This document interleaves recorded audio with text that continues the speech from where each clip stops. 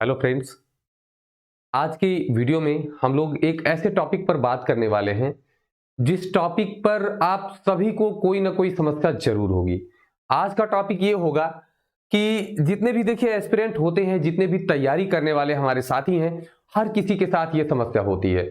Even ये समस्या मेरे साथ भी थी और मैं इसलिए इस टॉपिक पर वीडियो बना रहा हूं क्योंकि जब आपके सामने पढ़ने के लिए बहुत सारी चीजें होती हैं तो वहां पर आपका मन भटकता रहता है, एक विषय से दूसरे विषय की ओर भटकता रहता है। तो आज की वीडियो में हम लोग उसी पर बात करने वाले हैं कि जब आप एक विषय को पढ़ते हैं ना तो हमेशा दूसरे विषय की चिंता सताती रहती है कि दूसरा वाला सब्जेक्ट हमारा छूट रहा है। अभी मैं जो तैयारी आपकी करा रहा हूं, सुपर टेट और यूपी टेट, इसको टारगेट करके तैयारी करा रहा हूं। हम सभी लोग यही काम कर रहे हैं। तो यहां पर जितने भी हमारे सुपर टेट के साथी हैं, यूपी टेट के साथी हैं, मैक्सिमम लोगों के साथ यही समस्या हो रही होगी, है ना। तो यहां पर देखिए यूपी टेट में तो फिर भी आपके सामने 5 ही सब्जेक्ट दिए जाते हैं, लेकिन सुपर टेट के सामने आपको कहने के लिए 14 सब्जेक्ट दे दिए जाते हैं। वहां पर क्या दिक्कत होती है, तो वहां पर समस्या ये होने लगती है कि कौन सा सब्जेक्ट पढ़ें, कौन सा छोड़ें, कौन सा अभी पढ़ें। मन में ये आता है कि अभी हम हिंदी पढ़ रहे हैं तो मैथ छूट रही है, मैथ पढ़ रहे हैं तो जीएस वाला सब का सब छूट जा रहा है। तो आज की क्लास में हम लोग इन्हीं सब टॉपिक पर बात करने वाले हैं। और दोस्तों, ये जो आपका चैनल है जिस पर आप ये वीडियो देख रहे हैं, आप इसे भी सब्सक्राइब कर सकते हैं। ये भी जो है आपके स्टडी शाला का ही है। जितने भी इस तरीके के मोटिवेशनल वीडियोस होंगी वो आपको यहां पर ज्यादातर मिल जाएंगे और दूसरे चैनल पे हम लोग पढ़ाई की बातें करेंगे, ठीक है। वहां पर हम लोग सब्जेक्ट की बातें करेंगे। तो चलिए आज की वीडियो में मैं कुछ हद तक आप लोगों की समस्या हल करने की कोशिश करूंगा। एक बार अगर आप लोगों ने ये बात मान ली, इस तरीके से पढ़ाई कर ली, तो यकीन मानिए कि आपकी सफलता, आपका जो भटकाव है वो सब एकदम क्लियर हो जाएगा। आपकी सफलता आपके सामने होगी। क्योंकि होता यह है कि हम लोग कहते हैं कि समय बहुत कम है, समय बहुत कम है, ऐसे कहते कहते 4 साल बीत गया और हुआ क्या, तैयारी का जो आउटपुट आया वो बहुत ही कम आया, है ना। आज भी आप क्या करते हैं, आज भी आपको यह जरूरत पड़ रही है कि फिर से वही सारे सब्जेक्ट आपको पढ़ने पड़ रहे हैं। 4 साल हो गए, वैकेंसी नहीं आई है, लेकिन तैयारी अधूरी रह गई। तो मेरे भाई एक चीज ध्यान में रखिए कि अगर आपको नौकरी करनी है, अपना भविष्य बदलना है, इतिहास बदलना है, तो फिर आपको लगातार मेहनत करनी पड़ेगी। और यहां पर मैं बात करने वाला हूं कि अगर आप यूपी टेट या सुपर टेट की तैयारी कर रहे हैं तो कैसे आप इन चीजों को मैनेज करें, ठीक है। तो हम लोग इन्हीं सब चीजों पर बात करने वाले हैं। और होता क्या है कि आपके जो रिश्तेदार हैं और ये सारे लोग हैं ना, वो बराबर कुछ ना कुछ यही पूछते होंगे कि अरे क्या हुआ, कब से तो तैयारी कर रहे हो, 4 साल हो गए, नौकरी तो मिल नहीं रही है, क्या कर रहे हो, ये सारी चीजें पूछते हैं। और जब आप कामयाब हो जाएंगे ना तो फिर एक ही चीज सामने आएगी। और ये चीज ध्यान में रखना उन्हीं रिश्तेदारों के लिए है कि जब किसी अपने ने कहा था कि हुनर नहीं है तुम में, जब आप कामयाब हो जाएंगे ना तो वही लोग क्या करेंगे, तो अब जो है गैरों से कहलवा दिया कि क्या हो, तुम होनहार हो तुम। और उसके बाद क्या होगा, इतनी गैर जिम्मेदारी से दिल तोड़ा तुमने कि मेरी कामयाबी के जिम्मेदार हो तुम। तो ये जो आपका है ना, इसी तरीके से चीजें आपके सामने आने वाली हैं। तो आइए हम लोग देखते हैं। अगर आप यूपी टेट की तैयारी कर रहे हैं तो आपके सामने कितने सब्जेक्ट होते हैं, 5 सब्जेक्ट होते हैं, है ना। अब बात आती है कि अगर आप जो है हिंदी को पढ़ रहे होते हैं, तो हिंदी को जब आप पढ़ रहे होते हैं तो आपके मन में एक चीज आती है, सीडीपी छूट रहा है, सीडीपी पढ़ते हैं तो ईवीएस छूट रहा है। तो यहां पर आपको एक तरीका अपनाना है। आप देखिए, मैं टाइम टेबल आपको बनाना नहीं बता रहा हूं, क्योंकि टाइम टेबल हर किसी का अपने हिसाब से बनता है, ठीक है। जैसा आपके पास समय हो आप उस तरीके से मैनेज करिए। यहां पर क्या करना है आपको, अगर आपके पास दिन भर में 3 या 4 सब्जेक्ट पढ़ने का ही समय है तो आप उतना ही पढ़िए। ज्यादा पढ़ेंगे तो रिवाइज नहीं कर पाएंगे और दोबारा से क्या होगा कि वही चीजें आपको फिर से जो है पढ़ने की जरूरत पड़ने लगेंगी। तो आप 3 सब्जेक्ट अगर पढ़ पा रहे हैं तो 3 उठा लीजिए, लेकिन उठाइए तो पढ़िए, रिवाइज करिए। और उसके बाद जो अगला आपका सब्जेक्ट है उसके बारे में अभी कुछ नहीं सोचना है। एक अगर आप पढ़ रहे हैं तो इसका टाइम आपने फिक्स कर लिया कि मैं डेली 1 घंटे पढ़ूंगा, तो उसको पढ़िए। उसके बाद आपका अगला सब्जेक्ट शुरू होना चाहिए। इसको पढ़ रहे हैं तो केवल और केवल फोकस इसी पर होना चाहिए। अगर आपको सफल होना है तो यही एक तरीका आपके पास बचता है, यही काम आपको करना है। अब उसके लिए बात आती है कि किस तरीके से हम शुरू करें। तो शुरू करने के लिए आपके पास सिलेबस, ठीक है, आप सिलेबस क्या करिए, उठा लीजिए, सिलेबस को टॉपिक में बांट लीजिए। जैसे हिंदी का सिलेबस आपने उठाया, टॉपिक टॉपिक में बांट लिया। अब आपको क्या करना है कि इसके टॉपिक आपने देख लिए, इतने टॉपिक बन रहे हैं, परेशान होते हुए बिना आपको करना है ये, ठीक है। आपके पास टाइम है, बिना परेशान हुए आप ये काम कर सकते हैं।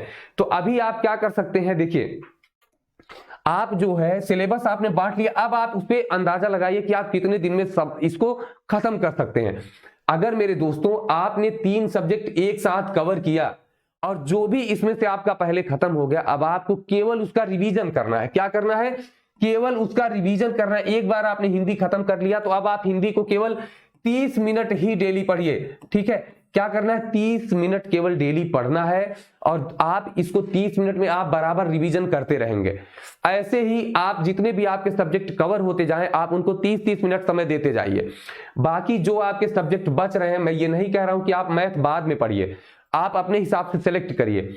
आपका कोई ना कोई विषय अच्छा होगा या कोई ना कोई विषय ऐसा होगा जिसको आप बहुत आराम से समझ पाते होंगे, उसको आप डिवाइड करिए और उतना ही समय दीजिए। समय फिक्स कर लीजिए कि इतना समय हमको देना है, या फिर आपको लगता है कि आपका ये सब्जेक्ट अच्छा है, आप समझ पा रहे हैं, कोई भी आप सब्जेक्ट ले लीजिए, तो आपको एक ही काम करना होगा कि उसका समय फिक्स कर लीजिए, इतना समय, या टॉपिक फिक्स कर लीजिए कि ये टॉपिक हमको एक दिन में पढ़ जाना है।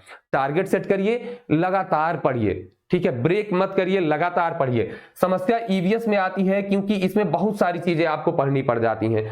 तो जहां ईवीएस की बात आती है, तो ईवीएस में देखिए एक चीज आप समझिए कि वो एसएससी और बाकी यूपी पीसीएस और आईएएस का एग्जाम नहीं है कि जो यहां पर आपको एकदम डीप चीजें पूछी जाएंगी। अगर आपसे ईवीएस में पूछा जा रहा है, हिस्ट्री पूछा जा रहा है, ज्योग्राफी पूछा जा रहा है, पॉलिटी पूछा जा रहा है, या साइंस के क्वेश्चंस पूछे जा रहे हैं इसमें, ठीक है, अगर ऐसी चीजें, या इकोनॉमिक्स से भी कुछ चीज रखी गई, या इन्वायरमेंट की कुछ चीज रखी गई है, तो आप एक चीज यकीन मानिए कि ये जो क्वेश्चंस आपसे पूछे जाते हैं वो उतने डीप नहीं पूछे जाते हैं जितना आप लोग समझते हैं। तो अगर आपको तैयारी करनी है तो आप इनकी बेसिक जानकारी लेनी शुरू करिए, ठीक है। जब एक बार आप बेसिक इसका समझ जाएंगे तो आपका टेंशन धीरे धीरे खत्म हो जाएगा। जैसे आप हिस्ट्री अगर पढ़ रहे हैं तो आप सिलेबस देखिए कि आपके सिलेबस में कितना पढ़ना है। अगर आप बहुत डीप तक पढ़ेंगे तो केवल हिस्ट्री में रह जाएंगे। एक बार आपको मेन चीजें कवर करनी है। इसके लिए आपको क्या करना है, देखिए विश्वास नहीं होता है ना कि ये ही इतने से ही हमारा काम चल जाएगा, तो आपको क्या करना है, आपको प्रीवियस ईयर क्वेश्चन पेपर जो है वो उठा के देख लेना है कि कितने लेवल के क्वेश्चंस पूछे जा रहे हैं। तब आपको भरोसा होगा कि आपको कितना पढ़ना है, क्योंकि हर एक एग्जाम की अपनी अपनी नीड होती है, ठीक है। तो आपको भी उसी तरीके से चलना चाहिए, नीड के हिसाब से आपको चलना चाहिए। तो अभी आप क्या करेंगे, आप अपने सिलेबस को डिवाइड कर लीजिए और अपना टाइम बांट लीजिए, ठीक है, कि इतना टाइम मुझे इस सब्जेक्ट को देना है, मेरा ये सब्जेक्ट अच्छा है तो इसको बस रिवाइज करना है, मैंने एक बार पढ़ लिया है तो अब एक चैप्टर इसका मुझे रिवाइज कर लेना है, आपके पास टाइम है अभी, ठीक है। तो आप टाइम पूरा उस पर दीजिए। अगर आप केवल सुपर टेट की तैयारी कर रहे हैं तो इसके लिए भी आपके पास बहुत सारा अभी ऑप्शन है। देखिए होता क्या है कि जैसे अगर आपने यूपी टेट की तैयारी की तो आपका हिंदी तैयार हुआ, सीडीपी तैयार हुआ, ईवीएस का मैक्सिमम पार्ट तैयार हो गया, मैथ्स आपका तैयार है, अब इंग्लिश या संस्कृत में से एक आपका जरूर तैयार रहेगा, ठीक है। तो अब आपके सामने ऑप्शंस क्या बचते हैं। अगर आपने अच्छे से पढ़ा है यूपी टेट के लिए तो सुपर टेट में आपके पास बहुत सारा टाइम बचेगा कि आप काम कर सकते हैं, ठीक है। कैसे, देखिए हिंदी आपकी तैयार है तो आप सुपर टेट के लिए केवल हिंदी का रिवीजन करिए। बहुत ही सामान्य प्रश्न पूछे जाते हैं आपसे, कोई ऐसा नहीं होता है कि बहुत अंदर से पूछा जाता है, तो आप बहुत इजीली इसको लगा सकते हैं, ठीक है। तो ये आप करिए। सीडीपी की अगर मैं बात करूं तो जितना आपके यूपी टेट में सिलेबस होता है ना, लगभग वही होता है, केवल 2-4 टॉपिक ऐसे हैं जो अलग से आते हैं, उसको पढ़ने में कितना समय लगेगा। तो आप देखिए हिंदी भी तैयार है, सीडीपी भी तैयार है। यदि आप सुपर टेट की ही तैयारी कर रहे हैं तो भी आपके सामने बहुत सारे ऑप्शन है। आप क्या करिए, सीडीपी को टॉपिक वाइज सिलेबस नोट करिए, उसके बाद पढ़ना शुरू कर दीजिए एकदम लगातार, ठीक है, बिना जो है डरे आपको पढ़ना। आप 1 घंटा, अगर गारंटी लीजिए, अगर आप 1 घंटा अभी से सीडीपी डेली पढ़ रहे हैं तो आपके सुपर टेट एग्जाम तक आपका सीडीपी A to Z आपके हाथ में होगा, पूरा कंट्रोल होगा उस पर। अगर आप हिंदी को अभी से 30 मिनट आप पढ़िए, एक टॉपिक उठाइए, पढ़ जाइए। हिंदी हर कोई पढ़ा होता है, तो आपको अभ्यास की जरूरत है, तो हिंदी का आप अभ्यास करिए। मेन प्रॉब्लम आ रही है ईवीएस में, तो ईवीएस के जो क्वेश्चंस पूछे जाते हैं वो बहुत डीप नहीं पूछे जाते हैं, जैसा कि यूपी टेट में भी होता है, बल्कि यहां पर और भी आपको आसान आसान चीजें मिलेंगी। केवल आपका जो करंट अफेयर्स होता है ना, ये एक बड़ी प्रॉब्लम क्रिएट करता है। यहां पर 16 नंबर मिनिमम आपको 16 नंबर दिलाता है, ठीक है, 16 प्लस ही क्वेश्चंस आएंगे। इसके लिए अभी आपको क्या करना है, अगर आप अभी करंट अफेयर्स नहीं पढ़ रहे हैं तो आपको परेशान बिल्कुल भी नहीं होना है, थोड़ा बहुत केवल आप देखते रहिए। इसीलिए मैंने करंट अफेयर की क्लास अभी कुछ दिनों के लिए रोकी है। मैंने कहा था कि मैं डेली कराऊंगा, लेकिन उसमें प्रॉब्लम थोड़ी सी आ रही है कि आपका स्टैटिक पोर्शन कवर कराने में बहुत सारी दिक्कत होने लग रही है, ठीक है।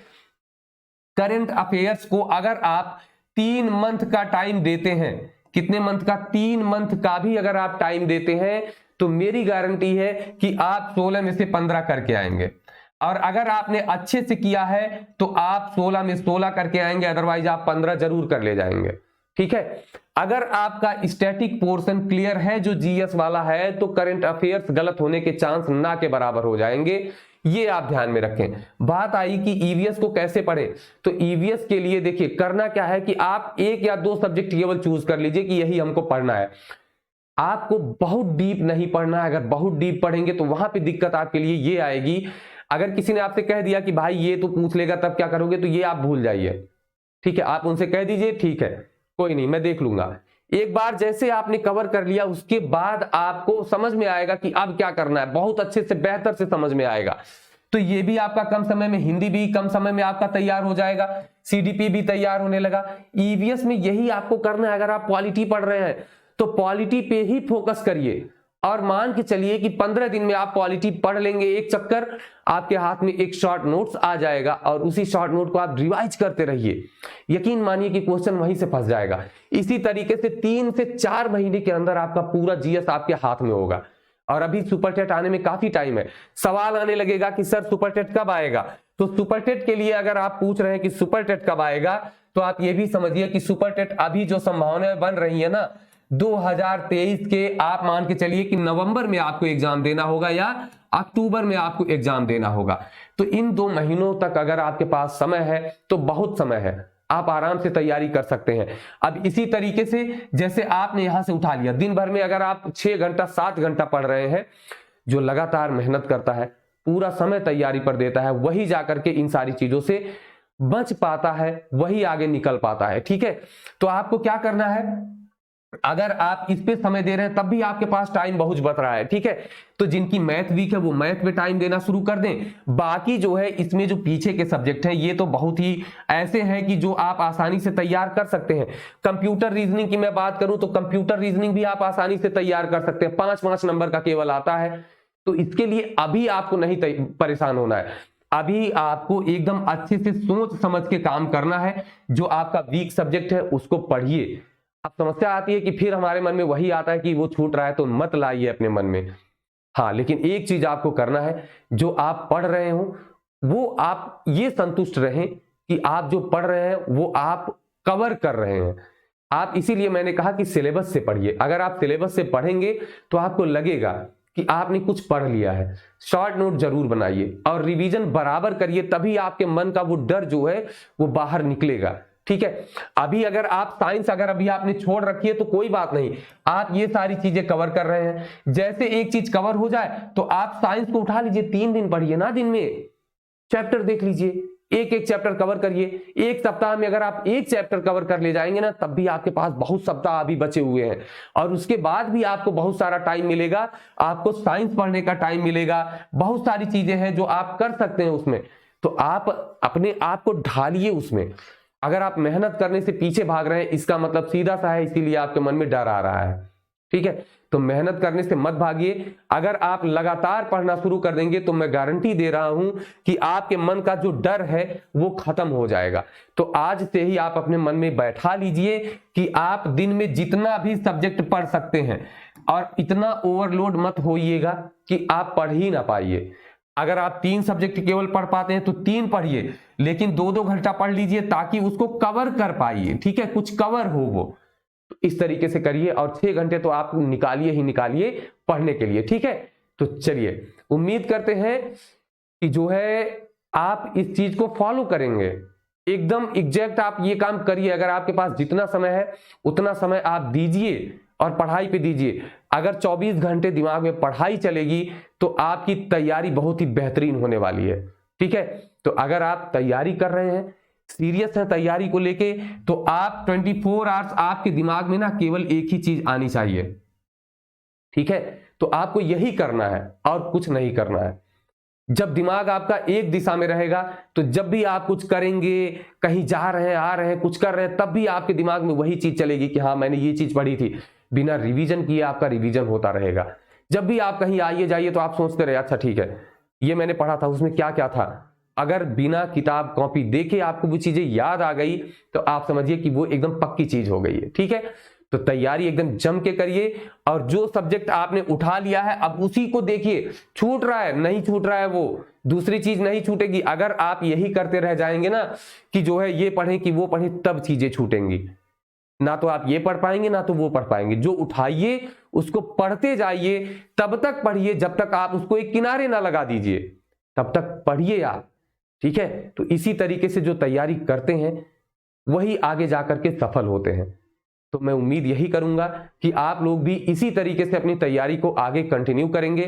मैं भी अपनी तरफ से पूरी कोशिश कर रहा हूं कि मैं भी कंटिन्यू हो जाऊं, रेगुलर हो जाऊं आप लोगों के साथ। ठीक है, तो चलिए फिर मिलेंगे, अब नेक्स्ट क्लास में मिलेंगे आप लोगों के साथ। ठीक है, तब तक के लिए नमस्कार, धन्यवाद, जय हिंद।